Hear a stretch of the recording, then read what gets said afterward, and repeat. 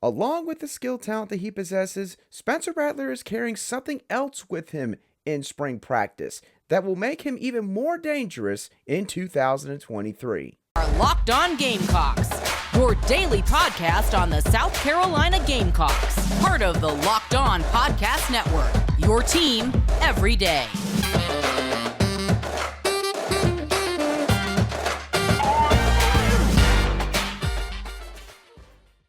Hello, Gamecock Nation, and welcome back to the Locked On Gamecocks podcast, your show for the latest headlines and potential storylines on South Carolina Gamecock athletics. I'm Andrew Lyon, the host of this podcast, and also the lead staff writer for Gamecocks Digest over on SI.com.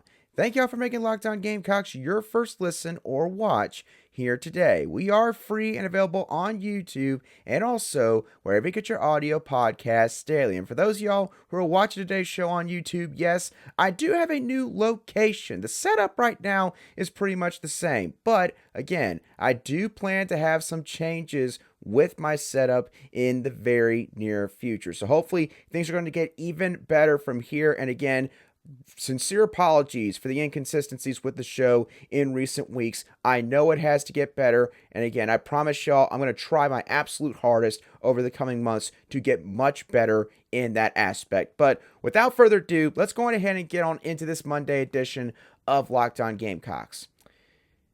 Starting off with South Carolina's football team, there's something that we need to start paying attention to with South Carolina quarterback Spencer Rattler, and that is this. QB1 now has confidence, and that combined with Dow Loggins' plan for this offense should scare South Carolina's opponents for the 2023 football season. I was rummaging through Shane Beamer's press conference that he had with the media this past Tuesday, and I came across this comment that he had on Spencer Rattler when he was asked about sort of the biggest difference between him this past spring and this spring. So before I continue, let's take a listen to what Shane Beamer had to say regarding Spencer Rattler. What's kind of the biggest difference you've seen in Spencer coming into spring practice this year versus, where he was last year coming in brand new? I think it's just the confidence that he's playing with. Not that he wasn't confident last year, because last year he was learning a new system, and this year he's learning a new system. There's some carryover, but there's a lot of newness to what we're doing as well. But he's very confident, very comfortable, and to me, it's just the leadership that I've seen from him. Last year he came in at this time, and I've said it before to you guys, he wasn't really trying to impose his will and force his leadership upon anyone. He was trying to earn their respect and earn a role and go from there. Now everybody knows what he can do and what he's done here at Carolina, and he's been much more of it's very clearly his team. It's very clearly his offense. And the leadership that he's showing out there, just being vocal and talking to people, that's the biggest thing that I've noticed from him. Now, while those words from Shane Beamer are obviously going to be music to the majority of South Carolina's fans' ears, I do know that there's going to be a certain group out there that is going to hear that, and the primary thought that you're going to have going away from that clip is going to be, well, confidence is something that most athletes should have at this level of football, or quite honestly, in any sport. And while I do agree with those people on that premise, I think it's important for all of us to remember sort of what Spencer Rattler was dealing with this past year.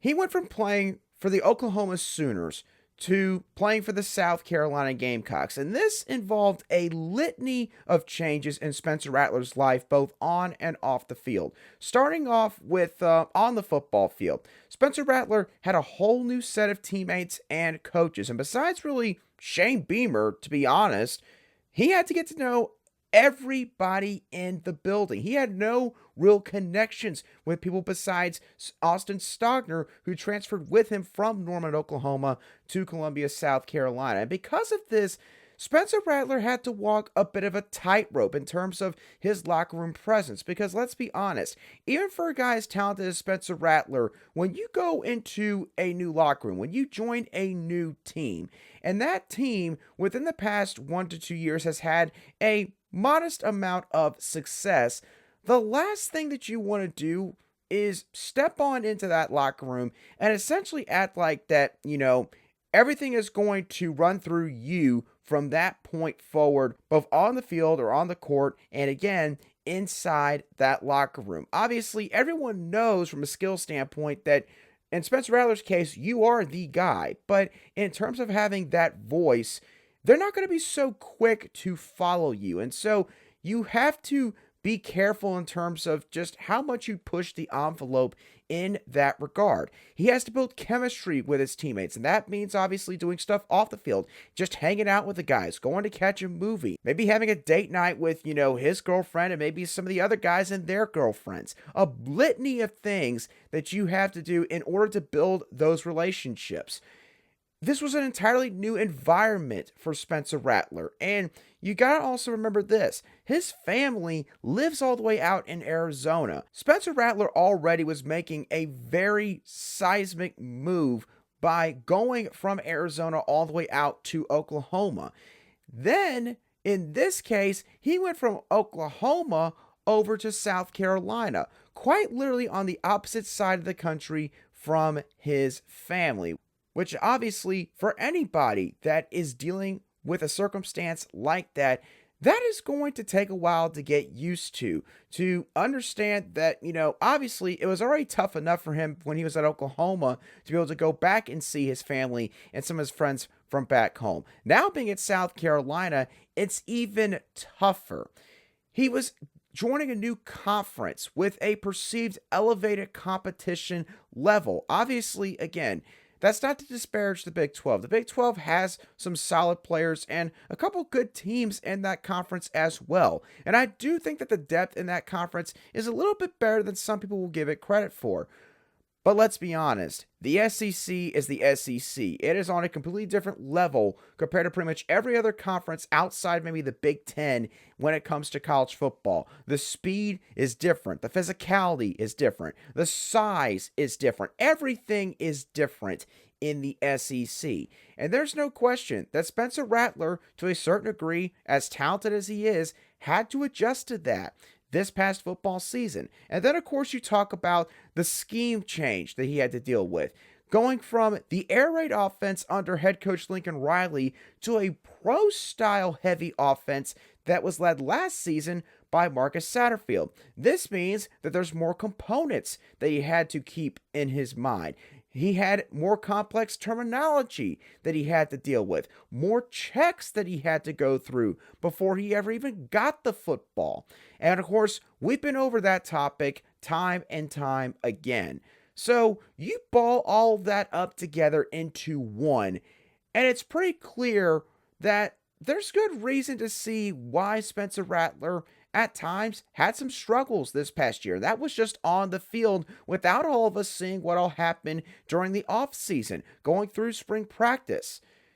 Now, Spencer Rattler has been in South Carolina for over a year. He has built a rapport with all these guys on the roster, besides the guys, of course, that just transferred in or have just literally come here from high school. He has proven what he could do at the highest level of college football, but he's now done it in Columbia against really solid teams like Tennessee and Clemson.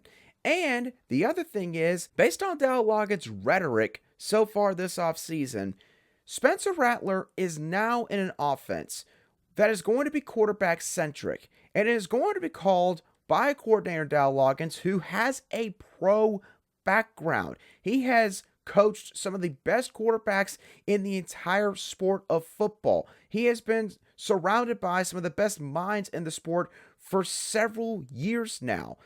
So it's no wonder why Spencer Rattler has more confidence. And with this added confidence combined with his talent, this could lead to more results like we saw late last season. Now, am I saying that he's going to throw for over 400 yards and 5-6 touchdowns like he did against Tennessee every single game? No, I am not saying that.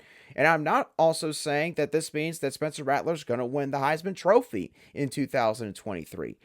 However, that doesn't mean the Gamecocks can't win maybe almost 10 games. It doesn't mean that they cannot and the hopes, the college football playoff hopes of a couple teams on their schedule once again in 2023. There's definitely some big time goals that South Carolina is setting out to try and accomplish in 2023.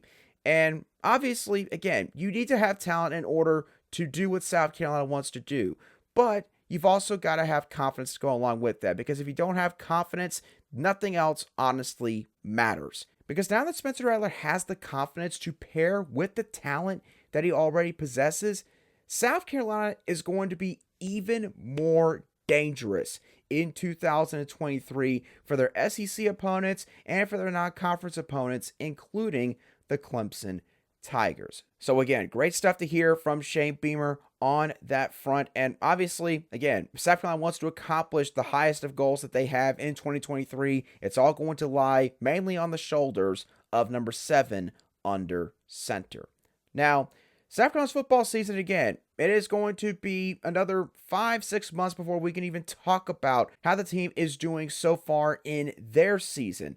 But for South Carolina's women's basketball team, their season is winding on down as they're preparing to play their Elite 8 matchup against the Maryland Terrapins later this evening.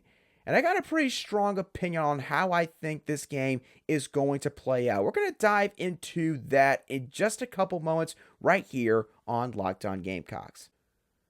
Today's show is brought to you by Built Bar. The Built March Madness bracket has been around for a couple of weeks now. If you haven't already filled out a bracket, go to www.builtmarchmadness.com to vote for your favorites. I picked Cookie Dough Chunk Puffs at the very beginning of the bracket challenge to go all the way to the end. When you vote, you'll be entered into a drawing where 50 lucky Locked On listeners will get a free box of Built, and one lucky Locked On fan will win a 12-month subscription to Built, where your favorite bar or puff can be delivered right at your doorstep. Built Bars are jam-packed with protein, are low in sugar, and again, are covered in 100% real chocolate. So, run to www.builtmarchmadness.com right now to vote for your favorite bar or puff and pick up a box while you're there. You can vote every day in March, so be sure to take advantage of the opportunity to support your favorite bar today.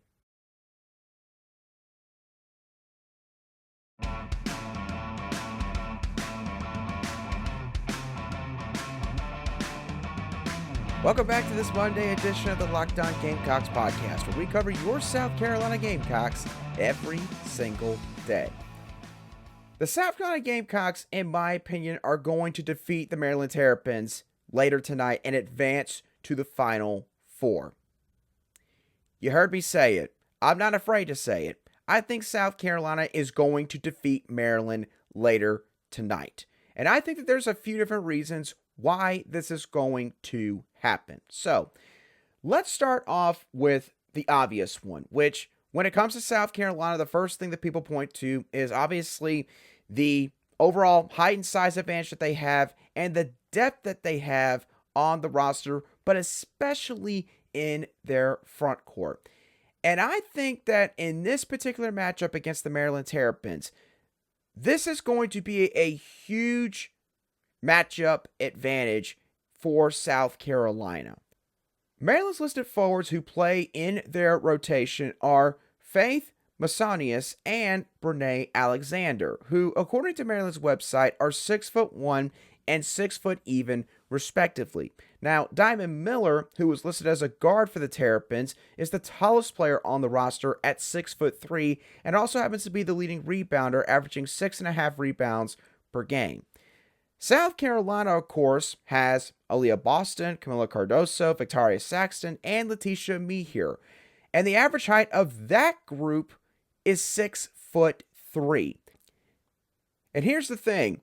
In terms of the depth and overall height and length between both of these teams, the advantage really shows up for South Carolina in the rebounding department. Because for Maryland, Masonius, Alexander, and Miller combined for an average of 14.8 rebounds per game. For South Carolina, their quartet in the front court averages 24.8 rebounds per game, 10 more than the aforementioned group with Maryland, And as a team overall, South Carolina averages 12 and a half more rebounds per game compared to the Maryland Terrapins. So again, in terms of the overall length, the height, and the depth in the front court, the Gamecocks hold a massive advantage when you're talking about rebounds and how often they're going to have probably easier opportunities to score in the paint. That is going to play heavily in the favor of the Gamecocks in this matchup. Now, the second reason why I think South Carolina is going to win later tonight. Diamond Miller, the star player for the Maryland Terrapins, as good as she is it enough of a game breaker to put the Terrapins over the top against South Carolina? And to illustrate this, I want to throw out some numbers real quick of Diamond Miller's stats when she faced off against top 150 defenses throughout this season. South Carolina's scoring defense, of course, ranks number 1 in the country, for those of you who were wondering about that. But Diamond Miller has played against some solid defenses in UConn, Notre Dame, and Indiana. UConn's scoring defense ranks 47th at this point in the tournament. And against UConn, Diamond Miller only scored 17 points, but shot 30.8% from the floor to get those 17 points. Against the Notre Dame Fighting Irish, a team that did not have Olivia Miles in the Sweet 16, and the team that Maryland just defeated to get to the Elite 8, Diamond Miller scored 18 points. Again, not a bad point total, but shot just 35.3% from the floor and had 4 turnovers to go along with that. Now, in fairness to Diamond, she did score 35 points on 52% shooting against a Notre Dame team with Olivia Miles earlier in the season, but it was interesting to see how much better Notre Dame did against Diamond Miller the second time around, even without their best player on the floor. And then the other team to note, Indiana, they had the 110th scoring defense in the country, so nowhere near as good as UConn or Notre Dame. Diamond Miller scored 19 points, which is right around her season average, but shot 38.5% from the field and had 5 turnovers to go along with that. So the point being is this: when Diamond Miller has faced a team that has a real competent defense, to be quite honest, she does not absolutely take over the basketball game. Does she have solid outings in terms of the overall amount of points that she puts on the board? Sure, she does, but she's not someone that goes into full-blown takeover mode. In the 4 matchups I just mentioned, again, she only had the one time where she went off against Notre Dame in the middle of the regular season. But otherwise, she's been kept pretty much in check to what her talent amounts to. So, for South Carolina, yes, you have to stop Diamond Miller.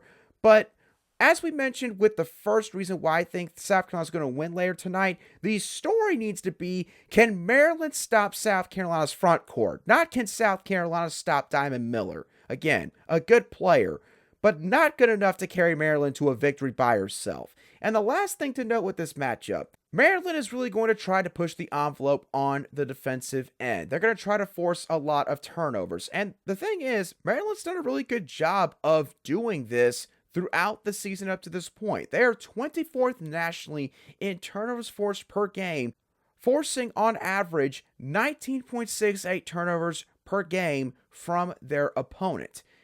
But the flip side of the coin is this: Maryland ranks 230th out of 350 Division I programs in field goal percentage defense, allowing opponents to shoot 41.2% from the floor on average. Now, for South Carolina, they have done a great job of taking care of the basketball to this point in the season. They have the 19th lowest turnover mark nationally on offense. And the thing is, I don't have the number in terms of what their field goal percentage is on the offensive end, but I also have to imagine that that ranks pretty high as well. So the point being is this: South Carolina on offense, the main thing that they got to do is take care of the basketball. Do not let Maryland change how you go about your tempo. Don't let them rush you, and don't let them get you off kilter. South Carolina has had some issues with this throughout certain points during the regular season. I do not suspect that to be an issue at this point, however, in the tournament. The only way South Carolina possibly loses to Maryland is if they just cough up the ball around 20 plus times, and because of that, Maryland gets more opportunities to score, And that gives them a chance to keep the gap pretty close and give them a shot to win at the end. But overall, South Carolina's front court, Diamond Miller's likely inability to be able to carry her team against a program as good as South Carolina, and how well the Gamecocks take care of the basketball offensively is going to lead them to victory on Monday night, and they will advance to the Final Four to face off against Caitlin Clark and the Iowa Hawkeyes. Now, South Carolina has not just been doing well on the hardwood lately. They've also been doing great on the baseball diamond. And South Carolina's baseball team got another conference sweep against Missouri Tigers this past weekend, and they did that in dramatic fashion with some late game heroics. And we're going to dive into that a little bit more in just a couple moments. But first, today's show is brought to you by FanDuel. The tournament is now heading into the Final Four, and there's no better place to get on the action right now than FanDuel, America's #1 sportsbook. Right now, a new customer get a no-sweat first bet up to $1,000. That's up to $1,000 back in bonus bets if your first bet doesn't win. Money guaranteed either way. The FanDuel Sportsbook app is safe, it's secure, and it's super easy to use. And you can bet on everything from the money line to a specific prop bet, and even make your own same-game parlay. I believe that UConn is going to win the national championship in the men's bracket. They are listed currently at plus 110 odds to win the entire thing. They have dominated in the past couple of rounds, and quite honestly, with the way this Final Four is set up, I don't see any of these other teams slowing down the UConn Huskies. So don't miss the chance to get your no-sweat first bet up to $1,000 in bonus bets when you go to FanDuel.com/LockedOn. That's FanDuel.com/LockedOn to learn more. Make every moment more with FanDuel, an official sports betting partner of the NBA.